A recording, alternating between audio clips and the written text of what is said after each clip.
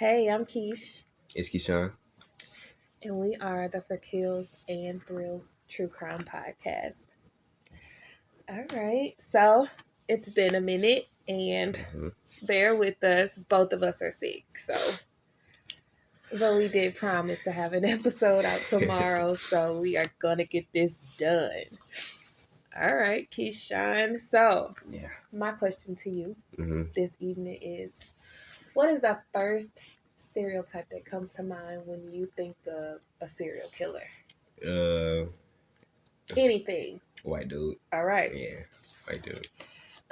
What if I told you that is not necessarily the case? I don't know. It's not the case because there are plenty of black serial killers. Um, a lot of times, white male serial killers are the infamous ones, though. These are the stories that we hear about all the time. But I am going to tell you about a black serial killer in your own state. Missouri. I think I might have searched this up one time. Yeah? Yeah. You sure? Might have. I mean, if you say the name, I might, Well, I don't I'm know. not say the name right now. Let's talk about it. So this episode is called The Trash Man Did It. And it is the horrific tale of the Kansas City Strangler. Mm-hmm. You heard of him? I don't know. I mean, if I figure out who he is, I don't know. All right. Well, our sources for this case, this story, are Wikipedia.com, serialkillercalendar.com, discoverwalks.com. And we are not too graphic on this podcast, but if rape is a trigger for you, this might not be the one for you. All right, so I'm going to start off by introducing the main character, Lorenzo Jerome Gilliard Jr. Lorenzo was born May 24th, 1950, to his parents, Lorenzo Sr. and Laura Nay Brown. And he had 4 siblings. And from an early age, he was pretty aggressive. And during his school years, he played on sports teams with his brothers. And he was a lot bigger than other people.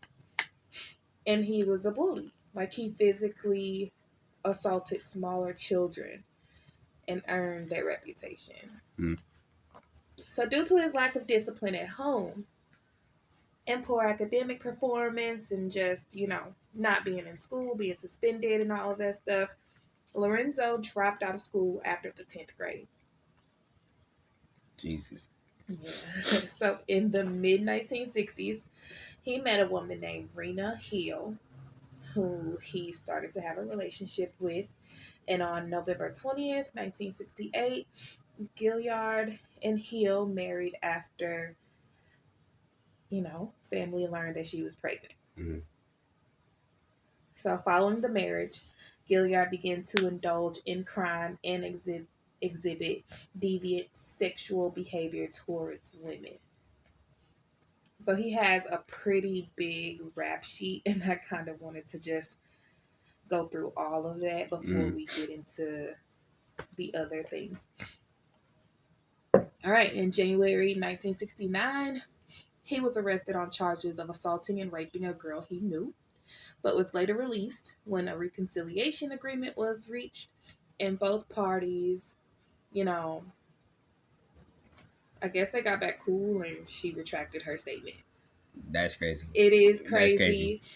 It is crazy, but right. I guess it is what it is.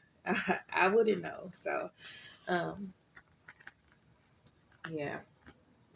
So he apparently apologized to her. But in 1970, his father was convicted of rape. His dad. Mm-hmm. So his dad was a rapist too. Jesus. 2 years later, Gilliard himself was arrested again for raping and assaulting another woman. Yeah. So the victim claimed that he had choked her into unconsciousness and she identified him as the culprit from a lineup, but her testimony was considered questionable and the charges were dropped. What's up with these people? I don't know. It's definitely hard, especially, you know, Right. back then to consider to yell rape. Right. Like it was just harder for women to express that. So in 1973, he was arrested for assaulting his wife. And she told the police that he had been physically and sexually abusive for all the years that they had been married. So did you know that it was like that you could still sexually assault your wife? I mean, well, yeah, that makes sense. I mean, Rape is rape. Right. That person is Yeah. still their own human. Right. But like I said, men were Right. top dog. So, but so he was forced to pay a fine and divorce his wife. And then in 1974, February of 1974, he was arrested for raping a 25-year-old exotic dancer. It's like the fifth one? It is crazy. Like, this is a long rap sheet. Yeah, bro needs to calm down. Yeah. So he raped an exotic dancer who identified him as her attacker from a photograph, but yet again, the charges were dropped. Oh my God. When the two parties reached a reconciliation agreement. 5 months later. Wait, what? So, what agreement? What does that mean? Reconciliation meaning that they reconciled. He must have said, "I'm sorry." She said, "Okay," and they got cool again. I'm not sure. Okay, so either bro is the master manipulator, or it's like two people. She's getting coerced, and I don't know if I said that word right, but there's no way she's willingly doing this. Yeah, it's not a chance. It's like what, the fifth time? Yeah. Also consider other things. She's an exotic dancer. He could have gave her a couple dollars. Right. See, I didn't even know what that word meant, but I felt like Yeah, you would say a stripper. Mm-hmm. Yeah. All right. So, those charges were dropped. 5 months later, he was arrested for raping his friend's daughter. Okay. She was 13 years old. On the banks of the Missouri River. So she also changed her testimony, and she was pretty young, so of course it's easy to change the event of things and everything. So he wasn't the rape charges were dropped, but he was still convicted of sexual acts with a minor and received a 9-month sentence. 9 months? 9-month sentence in the Jackson County jail. My God. So you do know that in Missouri, before 17, you can't legally consent to sex. Yeah. So even if this was consensual to her verbally, like even if she said it was okay, I know. She's not even allowed to say it's okay. She's not allowed to. She's not allowed to give consent. Right. Legally. And I'm not saying that that's what happened. Right. I'm saying it's wrong. Wrong is wrong. Is wrong is wrong. So those charges were dropped, and he only received 9 months. After that release, he got married again. But again, he was soon left, and she filed for divorce, claiming that just like Rena, she was beaten and raped by her husband. So in the late 1970s, he married a third time. 1901? Late 1970s. Okay. So yeah, he's moving right along. So in 1979, he was arrested on charges of assaulting a young couple. Okay. So he raped the woman, and he threatened to kill her fiance. So despite the fact that the victims identified him as their attacker, he was acquitted by a jury verdict at his September 1980 trial due to lack of evidence. Yeah, so the justice system just sucks right now. Yeah. At the time, it's just great. And then, evidence was definitely... Right.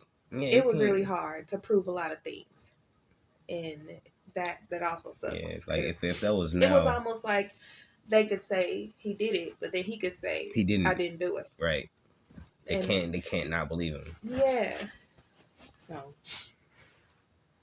that was that. And then a few months later, he was arrested for aggravated assault on his third wife. Okay. But he got away with an administrative fine and a divorce. Oh, a fine? Mm-hmm. For assault? For attacking his wife, yeah. That's like a year right now. Gotta be. I don't know. How long is that now? A fine is...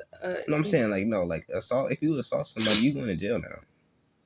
If you assault somebody, you're going to jail. And if you have a history of assaulting... This is the third wife. Yeah. Come on now. There. This is the third wife. Yeah. So he definitely should have been... It should have been more than a fine. Right. I mean, the first one. Come on now. Let's be for real. We also got to consider what state we're in. Missouri. Oh, and he's a man. He a man. Regardless of anything. Right. He's a man. Okay. So it's like white man, black man. Yeah. That's the hierarchy of the importance of, I hate to say it, this is my opinion. This is not a fact. Right. Okay. I understand. Yeah. All right. So, and a few months later, he was arrested. So he attacked his third wife, but then he got away with that fine. And then in February 1981, he attacked his ex-wife on 2 separate occasions. In the first one, he knocked out her front teeth. Mm-hmm. And in the second one, he stabbed her in the hand with an ice pick. So then he was arrested and charged with third-degree assault, but was let go. Let go. Where he got probation for that. So he didn't really do anything. In November 1981, he was arrested for theft, but released on a $3,500 bail. Like, this is like so many slap on the wrist. So many slaps on the wrist. Too many. He is like, this is the 9th slap on the wrist. Mm-hmm. Bro is not scared of jail anymore. You might as well just slap him like 10 years with it. Because apparently Mr. Gilliard know how to work the system. Mm-hmm. I don't know. That same spring, he received a 4-year prison sentence for violating his probation, however, though. So he did get some time finally, but during his incarceration, his sister, remember he had 4 siblings. Okay. His sister, Patricia D. Dixon, she was a prostitute, and she was convicted of murdering a client in 1983. And she was sentenced to 11 years. In addition, being implicated in the murder of another prostitute. So she was in jail for killing a John, one of her guys, and she was also, they were investigating another murder that was possibly hers. So there was a lot in this family. Yeah. Oh my God. They're like a family of killers and rapists. I don't know. They tripping. Criminals. This was a family. Yeah. I don't know how good therapy would have done them, not this late in life. So, while she was on January 10th, 1983, he was paroled, but was soon returned to prison after he was arrested in, I can't pronounce this, Wyandotte County, Kansas. Okay. For making bomb threats. Bomb threats? Mm-hmm. Oh my God. Yeah. He was released again in late 1985, and in January 1986, he got a job as a garbage man. Okay. At the Deffenbaugh Disposal Service, where his father worked. That's the only way he's getting that job. Yeah. You look at his record. They didn't check anything. Daddy worked there. Yeah, that's all they needed. Yeah, but even with his dad working there. Right, yeah. They didn't check. They tripping. They just needed somebody to do something. A shortage. Yeah. Staff. On December 23rd, 1987, Gilliard was arrested and interrogated as a potential suspect in the murder of 36-year-old Ingold. Okay. All right. So during this, a blood sample was taken, but he was released due to lack of Like evidence. okay. So even though that blood sample was taken, that good old DNA testing So was not probably a back thing. then, It was what not is a it? It's good thing. 1980 something. What year is this? 1987. 1987. Oh, it Yeah. show it That's show the year I you. was born. Yeah. So don't say Oh it was my dirt. god. um, so in 1991, Gilliard got married for the fourth time. So I don't know. He must have been a pretty charming man at Yeah. first, Come on. And he was then promoted to company supervisor. He was granted control of several garbage disposal teams in various parts of Kansas City. In July 1996, his neighbor went to the police claiming that she had been sexually harassed by him since September 1995, but no charges were brought against him. So the woman just kind of moved away soon after since nothing was done. And, after all of that, he seemed to be on the straight and narrow path. Mm-hmm.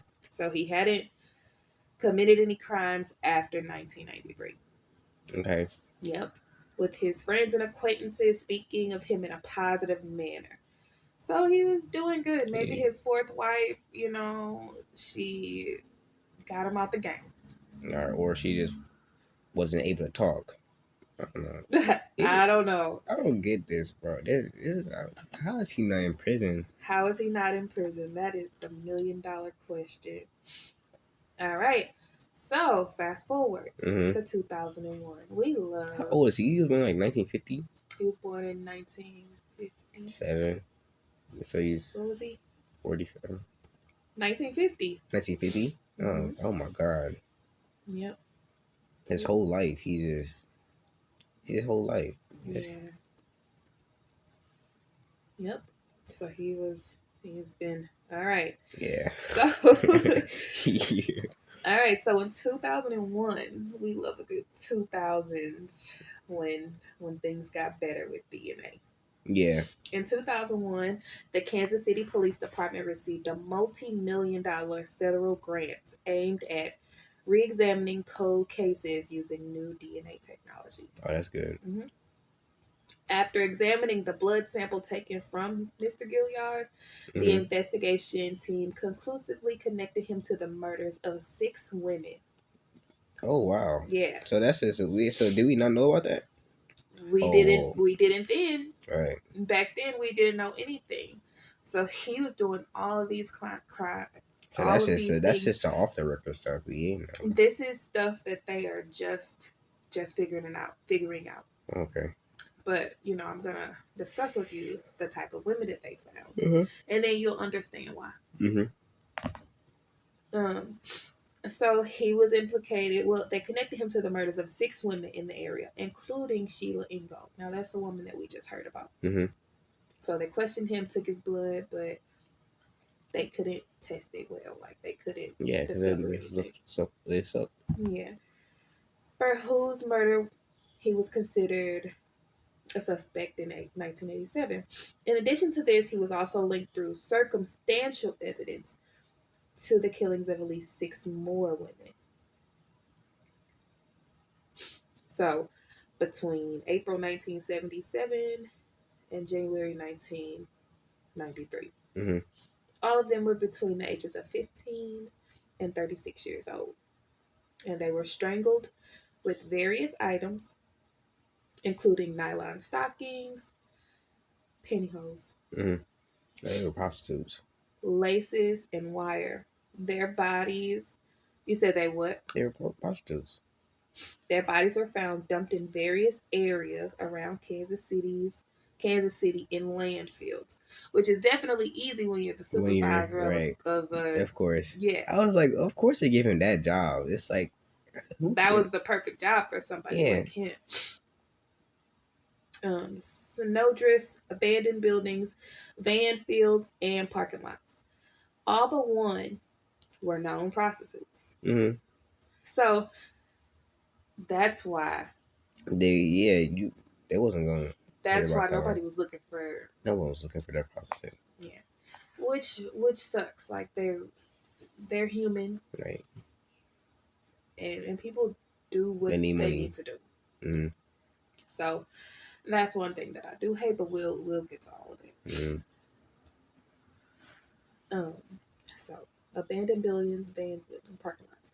All but one were known prostitutes. 9 were found either fully or partially naked, and 11 were sexually assaulted. The murders were considered unrelated until 1994, when police forensically linked 2 of them to each other. So they did discover these bodies, but they just thought that they were all separate. The only time that they thought it might be the same person was in 1994, when they were like, okay, these 2 things are similar. So 2 murders back then were similar. However, they didn't attach him to either of those. They were just cold cases. You know what cold cases are? No. Not solved for a very long Okay. time. Yeah. Okay. Yeah, we just discussed that in the last one. Hmm. So when police forensically linked the 2 to each other, as a result of these findings, he was arrested on April 16th, 2004. So it took them 3 years to build this case. Okay. He was charged with 12 counts of first-degree murder. Jesus Christ. Yeah. So I do want to talk about the victims, because that is the most important part of why I do this podcast. I couldn't specifically discuss them first because there's so many.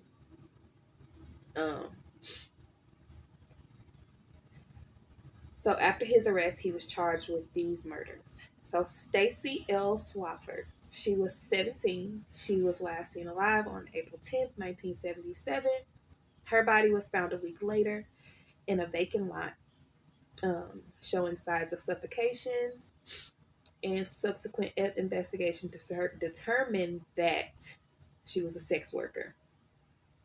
And she had recently arrived in Kansas City. So some of these were runaways, some of these people were trying to get away, maybe hitchhikers, I'm not sure.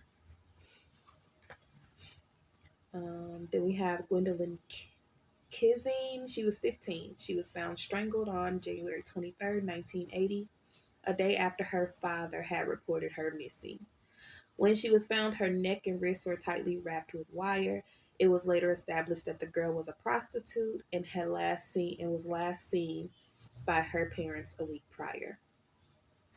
Then we have Margaret J. Miller. She was 17, found strangled on May 9th, 1982, just like everybody else prior, and she was a sex worker. Mm-hmm. So, they were all much. Catherine M. Berry, 34, whose body was found in an abandoned building on March 14th, 1986. She had a stocking wrapped tightly around her neck, and she was mentally ill. She was the only victim that was not a prostitute, but she was frequenting homeless shelters. So, okay. Not saying it's the same thing, but I mean, there's not a lot of people that would care for her or look for her. Naomi M. Kelly, she was 23. She was found strangled in a park on August 16, 1986. And she was a student at a business school and a single mother raising 2 children. But the investigators uncovered that she was forced to engage in prostitution due to financial issues. Her killer had used a towel to strangle her, which he had left near the body. Then we have Deborah Sue Blevins. She was 32. She was found strangled on November 27th, 1986. Her completely nude body was found in some bushes next to a church. Ann Barnes, 36, was found strangled near the city center on April 17th, 1987. She was an exotic dancer and prostitute who worked at a local establishment. Kelly A. Ford was 20. She was found strangled on June 9th, 1987. She was half naked. She was found dumped at the edge of a cliff near one of the city's parks. She was a drug addict and sex worker in the area. Angela Mayhew, 19, was found strangled on September 12th, 1987. Unlike the other victims, she was found fully clothed on the side of the road. Despite being a prostitute, no trace of sexual assault was found during that autopsy. Sheila Ingold, this is the one that was 36. This is the one he actually, was interrogated about.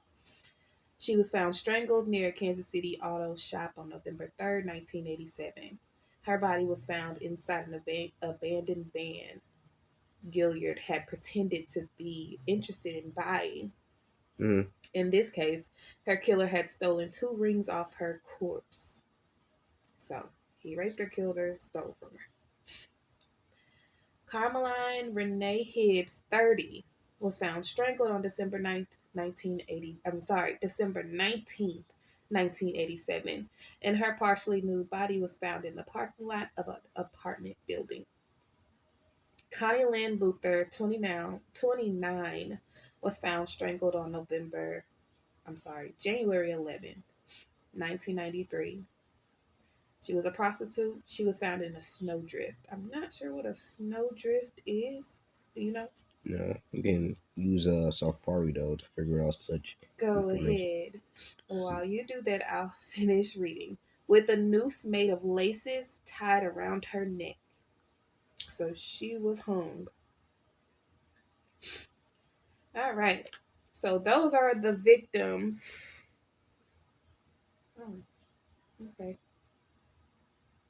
Read it. A bank of deep snow heaped up by the wind. That's just what it says on Google, but I feel like it's just a lot of snow. It is just a lot of Yeah. snow. But this is Missouri, so you know how I get. Yeah, especially when they drive and they push all Right. the snow on the side. That's what that's giving. Okay. Like that we be stuck in the parking lots. Right. On June 23rd, 2006, following the result of a DNA expertise, he was charged with an additional murder. Helga Kruger, 26, was found strangled with a towel in Kansas City in February 1989. Wait, yeah. She was an Austrian immigrant. Kruger was a convicted extortionist, but police found no links pointing towards her being in the prostitution business. So she was a criminal, but she wasn't a prostitute. Mm-hmm. Still no reason to be raped and murdered. I mean, there's no reason at all. There's no reason at all. But it's just like maybe he found a reason in it. Sometimes I'm interested in knowing like why do you choose these type of people? Is it because of how you look down on them, or is it because you think that they are just easy targets? But knowing him and knowing where he come from, like his dad, I don't know. Yeah. I mean, he was a big dude. It probably doesn't really matter how easy you are. I mean, it doesn't matter who you are. No, I'm just saying how he grew up. Right. I'm wondering if, like, mom was taken advantage of a lot by dad because dad was the same. Mm-hmm. So I was just, I don't know. He is also considered a possible suspect in the 1987 murder of 21-year-old store clerk Paula Davis, whose body was found dumped in Ohio. Ohio. Mm-hmm. Which is, it's a border state. It's not far. Okay. So, his trial was in January 2007. Oh, wow. Year. Oh, my God. What's up with that? Get away from my ear, man. So, yeah. His attorneys were able to negotiate an agreement with the Jackson County Attorney's Office in exchange for dropping the death penalty. The client would agree to their client would agree to a trial without a jury. Mm-hmm. So that began in March. So he was tried on only 7 first-degree murder charges. So he was suspected of like 13 to 15 because they put 2 more on him. But he was, Yeah. he was charged with those 7. Well, tried on 7. The prosecution focused mainly on DNA evidence that criminal forensic experts showed he had sex with the victims around the time that they were killed. All of them had several things in common. All were found dead during the same 1.5-year period. They were all left in secluded or obstructed locations, and they were all strangled. They all showed signs that they were involved in a struggle. They were all missing their shoes, and all but one showed distinct signs of sexual intercourse.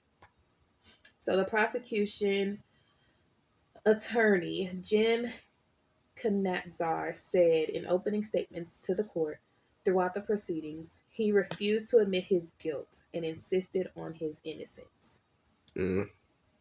Tripping. Yeah.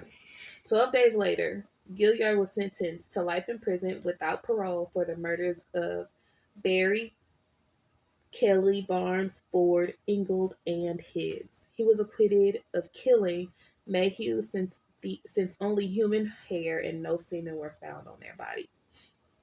And the results of DNA analysis of said hair being inconclusive. He initially served his life sentence in Western Missouri Correctional Center before being transferred to the Crossroads Correctional Center in July 2019. So that's where he is today. Is he still alive? Yeah. Oh my God. He's still alive. Come on now, like 1950s? 1958. Yeah, that's a long time. Boy. He's a skeleton. He bought, yeah. He bought 73. Oh, okay, never mind. Because Grandma is 45, she's 78. Oh, yeah, Jesus, 45? I didn't even know that. Right. She was born in 1945. All right. So after all of that, in 2018, Gilliard received a second wave of infamy after he was interviewed by British journalist and presenter Piers Morgan. Do you know who Piers Morgan is? I do know who Piers Morgan is. Yeah. During that interview, he again claimed that he was innocent and said that he had never met any of his victims. So, yeah. He... Forget all that. He should be in jail for the stuff he did before anyways. Like, it don't matter. I mean, if they would have just put him in jail, none of this would have ever happened. If they would have put him in jail for, Yeah. He raped everybody that he was married to. Like, he literally never had... I mean, he thinks that anybody's going to believe him. Come on now. Yeah. Yeah, this was definitely a crazy one. So there you go. You have a black serial killer in your very own state who's still alive, who was charged in 2007, of course. So, funny story. I found out about him. No, it's not funny. But it was kind of when it was going on. I watched a documentary, and funny, it was while I was pregnant. And that was literally the same year. This is me just finding this out right now. That was the same year that he was convicted, which I guess was pretty cool. So I had been knowing about the Kansas City Strangler. It's just that I didn't know all of this. All of this, right? Yeah. So that was crazy. Man, that was crazy. There's no way he should. It shouldn't have took that long, man. So I feel like That just like sucks. the case that we did the first time, Mm-hmm. I just feel like the system fails a lot of women and children. There's not a chance you're getting away with this in the 21st century. It's not a chance of getting away with it, but the slaps on the wrist. That was like 9 slaps on her wrist. Probably, I don't know. I wasn't counting, but it was a lot. Like, I shouldn't have been able to stop counting. Period. Yeah. So that was crazy. So that was that. And that is our story. That's crazy. It was a good one. Yeah. It was a good listen. And it was just crazy how through that span, like how much he got away with. That's mind blowing to me. That was another story that I wanted to do. It wasn't a true crime, but it was during Halloween, and so I don't feel like it's appropriate to do the story because it's not like a killer case. It's a haunting. This is just scary. Yeah. Okay. It was a true crime. It was a true haunting. True hunting. True haunting. Maybe you should do that too, though. I might do it. I might talk about it because it's significant. Right. It's still here. You see that house all the time. Me? Yeah. Oh, I think I know what you're talking about. It's right by your school. It's by my school? Yeah. I can say it? Huh? You can say it? You can say it. Do you know? I don't know. Say it. This is The Exorcist? No. That's insane. Wow, that happened too. Yeah. Yeah. That's crazy. That was it. Wait, what you talking about? The Lint Mansion. The Lint Brewery. Okay, I You don't literally go to school by the street Limp. Oh. LEMP. All of those brewery towers over there. So you talking about those big old church looking things? They're not really church. They look like just big long towers. Oh. But anyway, that's neither here nor there. Okay. You just listened to our second official episode of For Kills and Thrills podcast. Make sure you follow us on For Instagram. Kills and Thrills. Wait, hold on. For Kills and Thrills underscore podcast. That's Instagram. We're also the same. We're also on YouTube now. Yeah. So it's the abbreviation though. It's FK&T. So you can look that up and find our episodes. We're also now on Google Podcasts and Amazon Music. So for real? Yeah, we're in there. Oh my yay. All right, I'm working on a Facebook discussion page. If you like this episode, please leave a review. Please, be kind to us. We're pretty new. This is great fun for us. Let us know what you want to hear. No, we will not only be doing Missouri cases. It's just kind of crazy. It really hit different, Yeah, it is crazy. I'm just kind of getting my son warmed up on the craziness in this world, and we're starting at home. All right. Yeah, Keyshawn's going to not go to sleep tonight. I know she's going to sleep great because she loves this stuff. No, I'm going to sleep great because I'm about to take some Theraflu and head those ways. Yeah. Y'all have a good night. Thank you.